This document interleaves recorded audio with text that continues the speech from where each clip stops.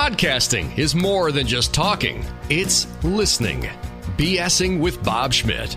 The BS with Bob Schmidt podcast featuring entrepreneurs, business people, and marketers. This week talking with voiceover, on-camera, and stage actor, as well as mother, Teri.Parkerbrown, my guest on the BS with Bob Schmidt podcast. I had a chance to meet Teri last week. I was at a voiceover class up in the Twin Cities and had the chance to talk with her. And I had just had a ton of questions on how do you do that? How does somebody get to be a voiceover artist? Teri, welcome to the show, and thanks for joining us. Thanks. How does somebody do that? How does somebody get into doing this for a living? Boy, you know, I started by doing on-camera work.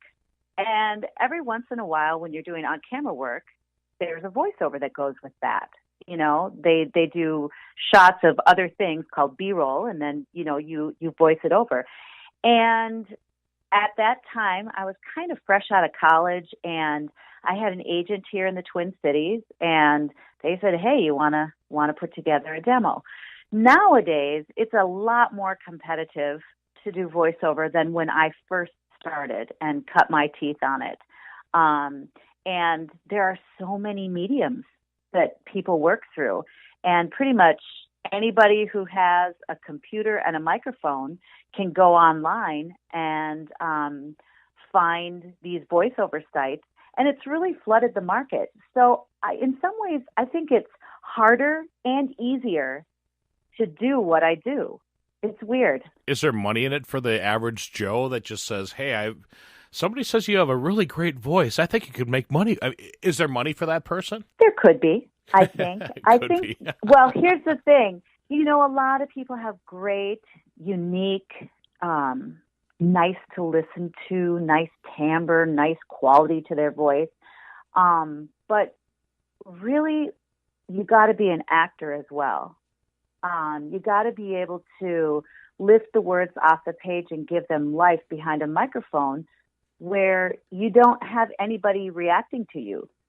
You don't have anybody, you know, to play off of. So you sort of have to have some acting chops to be able to look at the words on the page. And even if it's not a character, even if you're just reading copy about laundry soap, you still have to be able to talk to the one person who wants to hear what you have to say when they're listening to the radio or Pandora or whatever medium they're getting you on, to be able to get them to listen to you. And that there has to be a certain authenticity to what you're saying. So how does somebody have their voice cut through all of that so that way your voice is the one that they're listening to or focusing on? I think it goes back to being authentic and having some truth in what you say. If you don't believe what you're saying, or if you're just reading, then people will tune you out.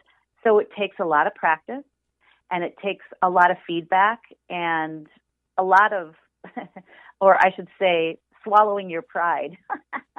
Because you have to be able to put yourself out there and say, in a class like you did, say, do you believe me? Can you hear, you know, does this sound authentic?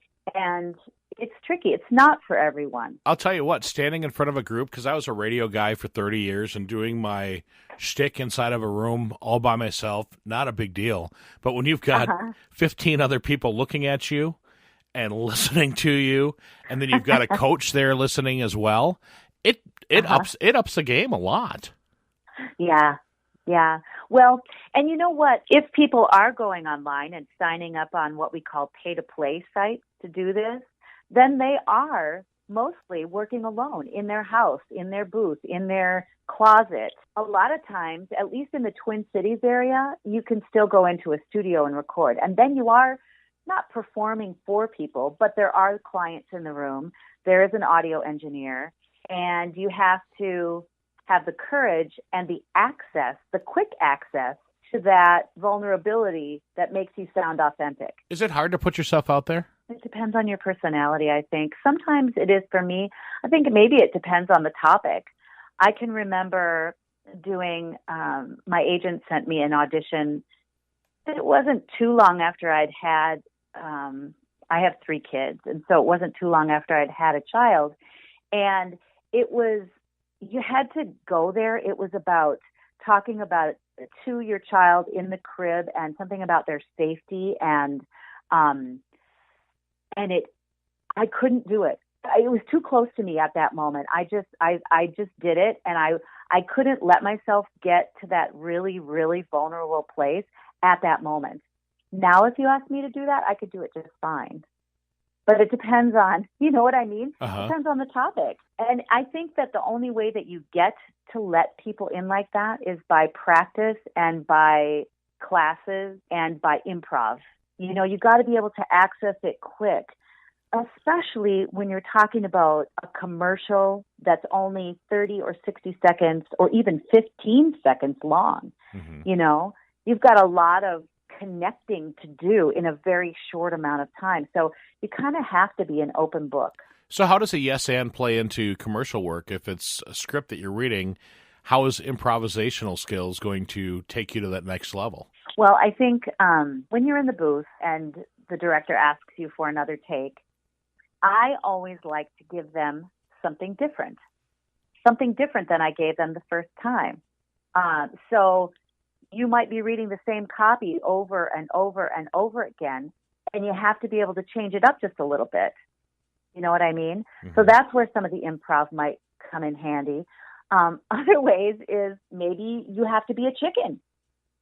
I had to do a voiceover for a casino once, and I had to be a singing chicken. You can't have much pride and worry too much about what people think of you if you have to be a singing chicken. How do you get yourself out of that mindset of, oh crap, there's people watching me, they're going to know it's me?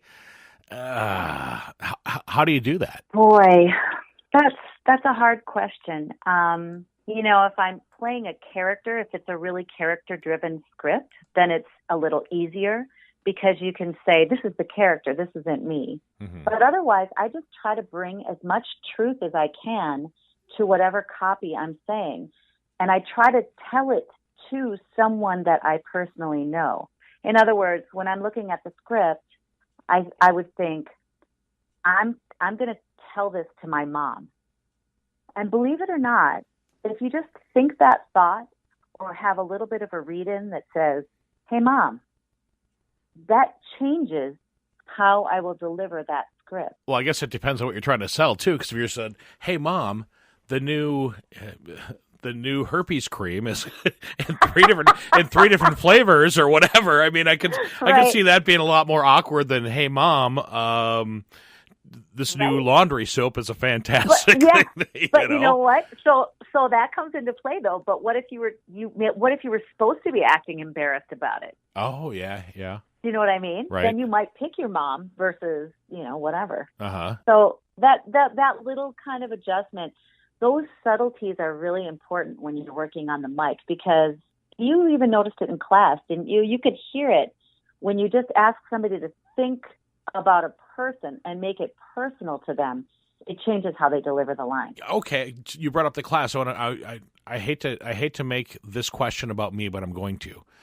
So, when I was because my big thing when I went to the voiceover class, the reason I went is to try to not sound like an announcer when I was up there talking, and taking direction. I think it was probably harder for me to take direction than it was for some other people that haven't had time in front of a mic to do it, or maybe I'm just overthinking it. That is key. You can't overthink. If you overthink, then you're always going to be sort of outside of yourself, watching yourself do this, and you're going to say, "Oh, that sucked," or "Oh, I screwed up that word," or "Oh, I could hear a real sibilant S on that, and that was dumb," and and you're gonna sabotage yourself. So you got to get out of that mindset right away. And also, the acting and the improv and stuff that I'm talking about, those kind of classes, that's going to be really helpful in practicing how to take direction. And I would imagine for someone such as yourself who has worked in the radio business for years and years, you're used to doing things a certain way. I mean, that's how you existed for however many years that you did it. When you are in the booth, you are there to serve the client, So even if they suggest a certain way of reading the script that you don't agree with, you got to do it. Mm-hmm. You just have to be able to take that direction. And you never want to fight somebody from behind the mic and say, I was seeing it more as this, or I think it should be this. If they want your opinion, they might ask your opinion. Or sometimes a favorite thing of mine is once we have it in the can, sort of, then the client might say, okay, Teri, one more time and just do whatever you want to do. And then you can sort of, do what you want to do. But otherwise, you really have to be able to take direction, even if it's not what your gut says. So a lot of it's checking out of the whole ego thing is just check the ego at the door when you walk in. Yep, exactly. Now, you mentioned put it in your body earlier. Is that kind of what you mean by that too, is to just put it in what they say and just go from there? Yeah, I think so. Putting it in, however that means something to you, and all of us, I can't say what's going to work for you.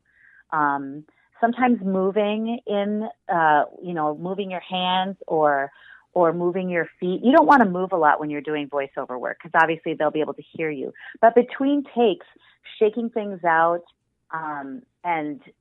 or if there's a physicality for a certain character, you might stand that way at the mic. People who work in animation, who have an old man or an old woman or a superhero, they might stand like a superhero to get them into that mindset. But it's also, so it's physical and it's mental is what I'm trying to say. Okay. Both of them are components, and depending on how you work, you might use those tools differently. It's funny when you said old man or old woman, I could actually picture you must have changed the way that you stood because I heard a difference. Honestly, no, I heard a difference in your voice, and I kind of curved over a little bit. That's one of the things that doing the radio business. They said put a smile on your face, even if you're even if it's a crap-tastic day. You found out your dog just got hit by a car. You're not. Nobody cares about that except for you. So you have to kind of be in the be in the moment and do that. You'd mentioned having an agent earlier. Is that something that you really need to get into the voiceover industry? Well, that's my preferable way of working. I like to work through my agent up here in the Twin Cities, and there's quite a few of them up here. I like it because they take most of the work away, then I don't have to I don't have to negotiate the fees, and I don't have to, even have my studio set up. I can go to someone else's studio. They do the editing, they send it in, and they worry about which take was the best. When I'm working at home, I have to do all of that myself. And so you ask if you really need an agent. No, but is it helpful? Yes, very helpful. It's helpful to gain credibility. Mm-hmm. It's helpful to get some work with clients so that you can get some feedback from both the agent and the client. Because otherwise, voiceover nowadays, if you're working on the computer, is a very solitary business. And that's a part of it, the direction things are going that I don't like. I prefer working with others. And it's so subjective sometimes, one person might like this read, but then another person might like this read. And it's hard when you have to decide all of that by yourself before you send it off to the client. I like them to have a say in it. Now, when you're doing things solo, when you're working in your studio at your house, do you send 4, 5, 6 different copies or different versions of the same copy, or do you just send one? It depends on the client. Some of them will ask for more than one take. I like to send at least 2, depending on the length of the script. Right. Obviously, if it's a big, long 9-pager, I'm not going to send 2 takes of everything. I will maybe send them a sample, make sure I'm on the right track for tone, and then I will do the whole thing. But, you're also working through email a lot of times, and so that's not instant feedback. So I've had it where I've done an entire big thing, and then have the client come back and say, yeah, I wish that it was a little more conversational. So then you have to go back and redo the whole thing. Right. So that's another reason why I like working through the agencies, because you're usually in the studio with the client. And that's one of my strengths is I take direction well. But if I'm working by myself, that strength doesn't show. Does it being able to take direction well come from your background of being an actress? I think so, because, often you're deferring to the director. That is a little bit more collaborative as far as having input. When you're working on a theater show, you get to talk about things a lot more with the director, and it's more both of your decision of how things work. But yeah, definitely, you got to be able to take direction and also to create something out of just words on a page.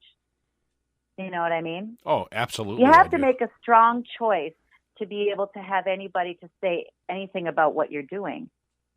Good, bad, or indifferent. You want to make sure that however you decide to read your script, it's a strong choice.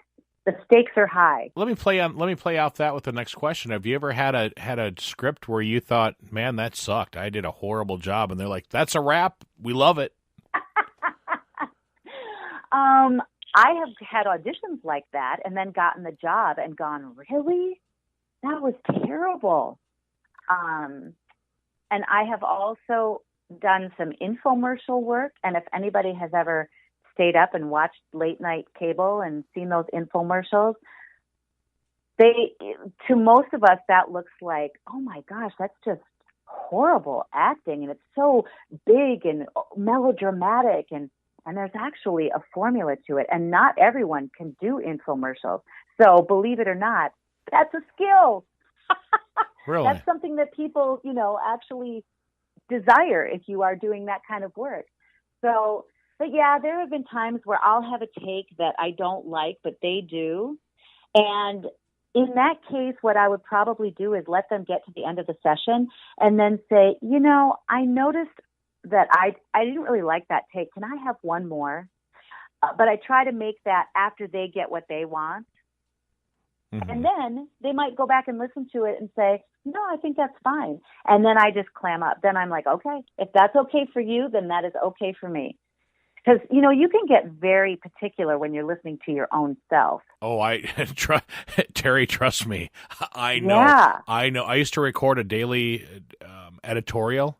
I wrote a daily editorial and I recorded it. And I'd go through it, and it would take me it was a 1-minute piece. It would take me 6 minutes every day to do it, because I'd get about halfway through and I'd be like, oh, I just screwed up the word the.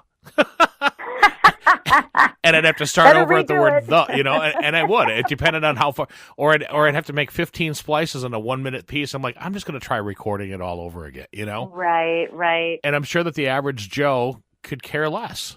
Right. Crazy. So how did you decide that you wanted to get into voiceover work? Like I said, I kind of fell into it a little bit at the beginning, and then it became obvious to me that it was something that I could do, that I was pretty good at without really trying. It came, what I'm trying to say is it kind of came natural to me, and I didn't know what I was doing, but I knew I liked it, and I liked pleasing people, and I was good at it. And so I thought, hey, this is pretty cool.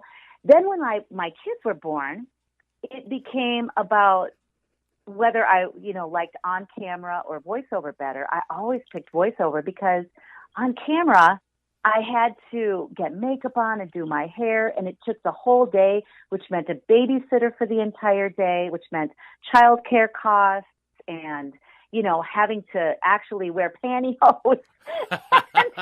I wouldn't know what that's like.